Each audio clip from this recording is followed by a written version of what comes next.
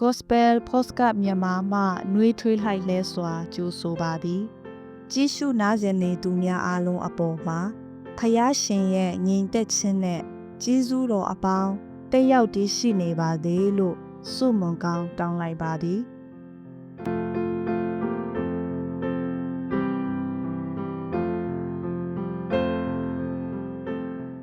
ဖိလိပ္ပိဩဝါဒစာအခန်းကြီး1အပိုက်ငယ်7ကနေ21ညီအကိုတို့ငါ၌ရောက်သောအမှုအရာတို့သည်ဧဝံဂေလိတရားကိုမမြစ်တားသည်တာမကပြုစုရာဖြစ်သည်ဟုသင်တို့သိစေခြင်းဟာငါအလိုရှိ၏ထို့သောအဖြစ်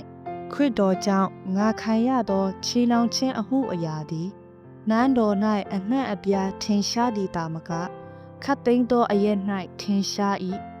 သခင်ဖျား၌ညီအကိုအများတို့သည်ငါခံရသောချီနှောင်ခြင်းကြောင့်ယုံမှားသောစိတ်နှင့်ကင်းလွှတ်၍ကြောက်ရွံ့ခြင်းမရှိဘဲ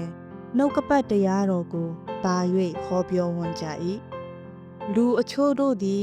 ညိုဆိုးရန်တွေ့ခြင်းသောသဘောနှင့်ခရစ်တော်၏တရားကိုဟောပြောကြ၏အချို့တို့သည်စေတနာစိတ်နှင့်ဟောပြောကြ၏ငါသည်ဧဝံဂေလိတရားကိုထောက်မဖို့ရာခန့်ထားသောသူဖြစ်ကြောင်းကိုဤသူတို့သည်သိ၍ခရစ်တော်၏တရားကိုမြတ်တာစိတ်နှင့်ဟောပြောကြ၏ထိုသူတို့သည်ကြည်ဖြူသောစိတ်မရှိချီနှောင်ခြင်းကိုခံရသည်တွင်တာ၍ဆင်းရဲစေမည်ဟုအကြံရှိ၍ရန်တွေ့ခြင်းသောစိတ်နှင့်ဟောပြောကြ၏တို့ဖြစ်၍အဘယ်သို့နည်းဖြူဝဲ၍ဟောပြောသည်ဖြစ်စေတစ္ဆာရှိ၍ဟောပြောသည်ဖြစ်စေအဘယ်သို့သောအဖြစ်ဟောပြောသည်ဖြစ်စေခရစ်တော်၏တရားကိုဟောပြောခြင်းရှိ၏ထိုအကြောင်းကြောင့်ငါသည်ယခုဝမ်းမြောက်၏နောင်၌လည်းဝမ်းမြောက်လိမ့်မည်အဘယ်သို့နည်းဟုမူကားငါသည်အလင်းရှက်ကြောက်ခြင်းမရှိရဲရင်ခြင်းနှင့်ပြီးဆုံ၍အသက်ရှင်သည်ဖြစ်စေတေသည်ဖြစ်စေငါခန္ဓာကိုယ်၌ခရစ်တော်သည်အစင်မပြတ်ဂုဏ်အတရေထင်ရှားတော်မူတကဲ့သို့ယခုပင်ထင်ရှားတော်မူမည်ဟုငါမျှော်လင့်အားကြီး၍တောင်းတသည်နှင့်အညီသင်တို့ဆုတောင်းသဖြင့်၎င်းယေရှုခရစ်၏ဝိညာဉ်တော်မဆသဖြင့်၎င်းဤအကြောင်းအရာသည်ငါကိုကယ်တင်သောအကြောင်းအရာဖြစ်မည်ဟုငါသိ၏ငါအသက်ရှင်သည့်အရာမှာခရစ်တော်ဖြစ်၏တေလီမူကတာ၍အကျိုးရှိ၏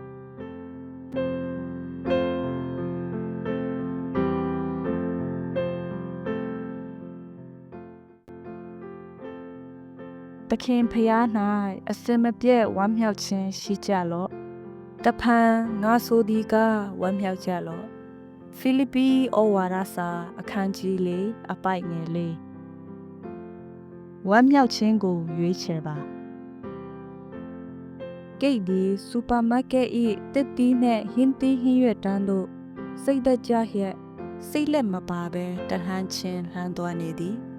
ပါကင်ဆန်စိတ်ယောဂါ၏ပထမဆုံးလက္ခဏာဖြစ်သည့်လက်တုံချင်းကိုသူခံစားနေရသည်ညီမြအကြာတွင်သူ၏ဘဝအရေးအသွေးအဆင့်ရှော့နှိမ်သွားမည်နီသူ့ဇနီးနှင့်သူ့ကလေးများတည်လျင်မြည်သူခံစားရမည်နီရေမောတန်တစ်ခုကကိတ်ကိုပို၍စိတ်သက်ကြစေသည်အာလူတန်းအနီးတွင်ဖခင်တဦးကဘိန်းတက်ကလထိုင်ပေါ်မှတခက်ခက်ရေနေသည့်တားငယ်ကိုတွန်းလာကကိုကိုညွန့်ပြီးပြုံးပျော်နေသောသားကိုတီးတို့စကားပြောနေသည်သားလေးသည်ကိတ်ထက်တိတိတတာပိုဆိုးသောအခြေအနေရှိတော်လဲသူတို့သားအဖသည်ကြံဖန်လျက်ဝမ်းမြောက်ပျော်ရွှင်နေကြသည်သူ့အပေါ်ချမှတ်မိတရားစီရင်ချက်ကိုစောင့်ဆိုင်းရင်းထောင်တွင်းမှသို့အကျယ်ချုပ်အကျဉ်းချခံရစဉ်စာရေးသားပေးဖို့ရာ၌ရှင်ပေါလုအတွက်ဝမ်းမြောက်စရာအကြောင်းမရှိဟုထင်ရသည်ဤဂရက်မင်းနေရိုးသည်အလွန်ကောက်ကျက်ပြီးရစ်ဆက်သောဂုဏ်သတင်းဆိုးဖြင့်နာမည်ကျော်နေသောကြောင့်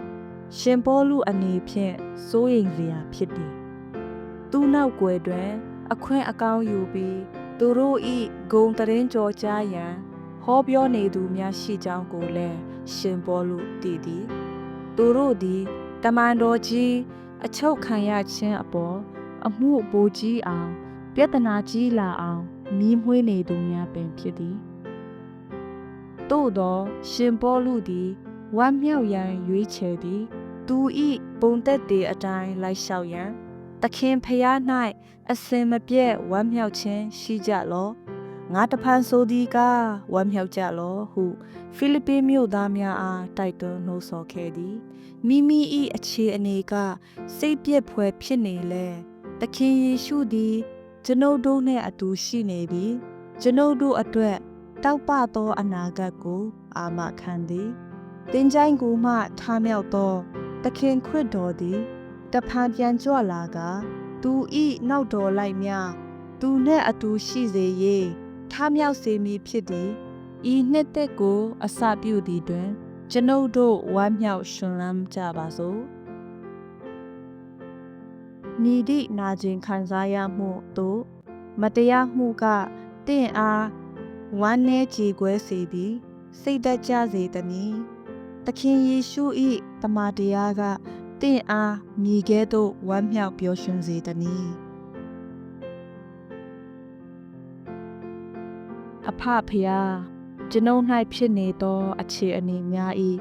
အထက်သို့သာမျှော်ကြည့်စေပါဝမ်းမြောက်မှုအတွက်ကိုယ်တော်တစ်ပါးတည်းကိုသာကျွန်ုပ်အားကိုးမျှော်လင့်ပါ၏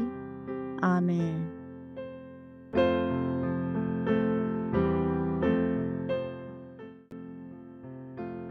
Gospel Podcast မြန်မာကိုကြည့်ရှုနားဆင်နေသူများအားလုံးအပေါ်မှာဖရာသခင်၏နှုတ်ကပတ်တော်မှပညာတော်များကိုရရှိပိုင်ဆိုင်လျက်ပုံမူပြည့်စုံကြွယ်ဝသောဘဝအသက်တာများပိုင်ဆိုင်နိုင်ကြပါစေ။